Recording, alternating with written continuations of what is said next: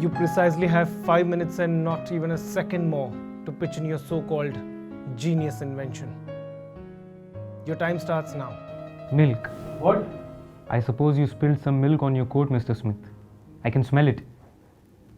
Gentlemen, how do you like your milk? Do you drink it from the bottle or do you milk the cows?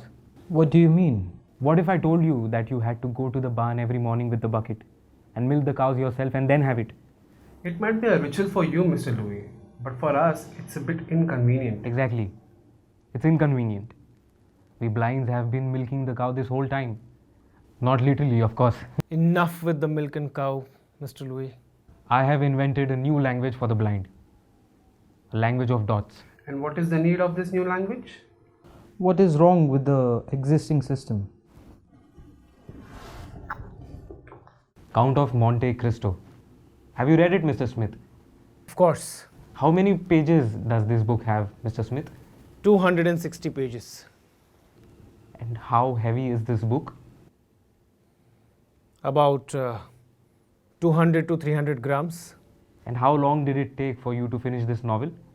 Maybe 14 hours.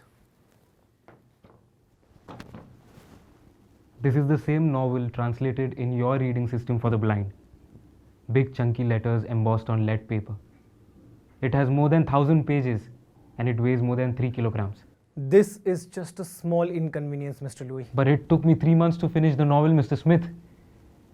What I have invented, it's not just a system. It's a whole new language. It's more convenient and it's much, much more reliable than the traditional ugly system that we... I would like to stop you right there. This man is just not insulting us, but he's also insulting the age-old system that we've created. With the language of the dots, I can read the same novel within the time span of 20 hours. This language can be read exactly how we blinds read the old system, through the sense of touch. But instead of sensing the English alphabets, we sense the dots. And how do you print this god-forsaken dots? Of course you need a giant apparatus. I guess your definition of giant and my definition of giant differs, Mr. Smith.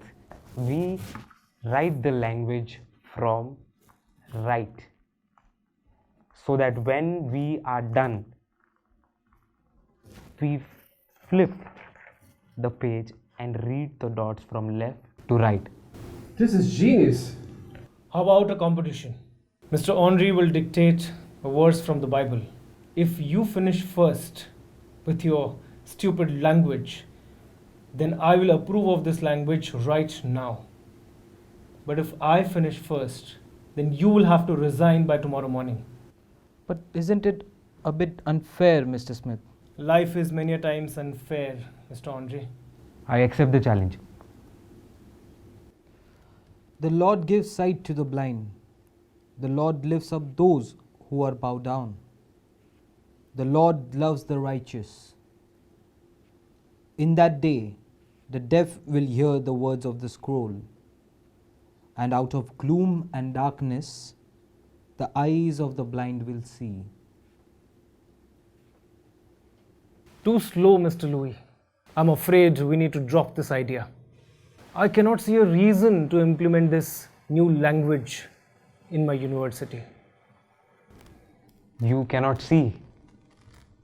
And I thought I was the only blind person in this room. I understand you, Mr. Smith. I do. In fact, I was exactly like you at one point. Do you see this? This little thing pierced my eye when I was 9 years old. And since then it has been dark. Just like that. And since then I have been trying to feel this, feel every sharp angle, feel every sharp corner. And I would imagine myself, how would it feel if I pierced this in my own neck? It took me a while, Mr. Smith. It took me a while to change my perception and look at this very thing as an opportunity. So instead of piercing my own neck, I pierced it in a paper.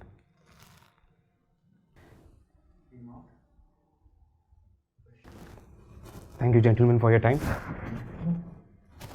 Mr. Louis Braille, seems you forgot your little invention.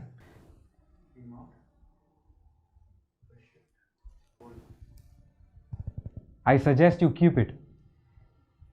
I think you will be needing it much more in the future.